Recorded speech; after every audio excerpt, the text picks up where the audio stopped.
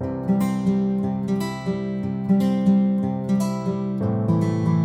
maybe just begin by quickly understanding why the MSME sector is so important for the country's growth. As per latest available stats, there are over 6.3 crore MSMEs in India. They contribute to just over one third of the country's total manufacturing output, and they share 25 to 30% of the country's total GDP. The government obviously has an ambitious target to try and raise this to 50% by 2025, and hence there's likely to be a special focus for this sector in the upcoming budget 2023. So, here are some of the expectations for the MSME sector in the upcoming budget.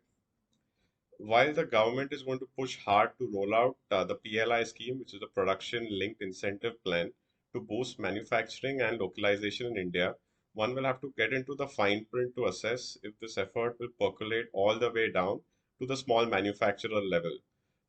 The expectation obviously is that it should not benefit only the large manufacturing units, but go down all the way to the medium and micro enterprise segments of the MSME sector in India. Investment threshold should not become an impediment to inclusion in the scheme. Apart from this, some of the earlier budgets, 2022, for example, saw the rollout of the ECLGS scheme, which is the Emergency Credit Line Guarantee Scheme, to help in particular COVID affected MSME businesses to access credit and thereby revive their businesses.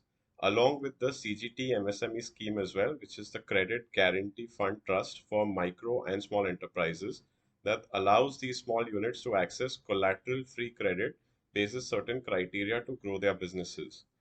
We all know that collateral tends to be the biggest problem for small businesses that are trying to access formal finance, and hence the CGT-MSE scheme has been a great help in this regard. The scope and reach of these schemes now needs to be enhanced significantly if the sector is to reach the target contribution of 50% of GDP by 2025, given that all of us know that financing is one of the main challenges faced by the MSME sector in India. Apart from this, the government can also consider providing certain tax breaks to provide additional support to MSMEs. For instance, it can reinstate the 2% interest subvention scheme for GST registered MSMEs with immediate effect. This scheme was valid from 2018 till 2021 to try and enhance the number of units that were GST registered in India. Initiatives like this will help ensure that more and more people come into the GST ambit and also offer them some amount of relief in their interest outflow.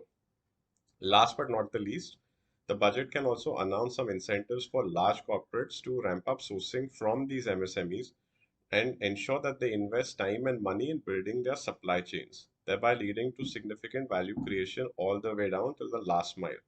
The automotive sector in India is a great success story in this regard, where most of the large OEMs have now spent years and invested a significant amount of money in building up their supply chains and ensuring that all the MSME units in their supply chain ecosystem are adequately trained, funded, and supported to ensure seamless operation of the supply chain and hence continuity of business. So, given that we already have a very strong case study in this regard, it is imperative that the government also tries to nudge other larger industrial sectors to provide the same level of support to their smaller MSME suppliers in the supply chain ecosystem.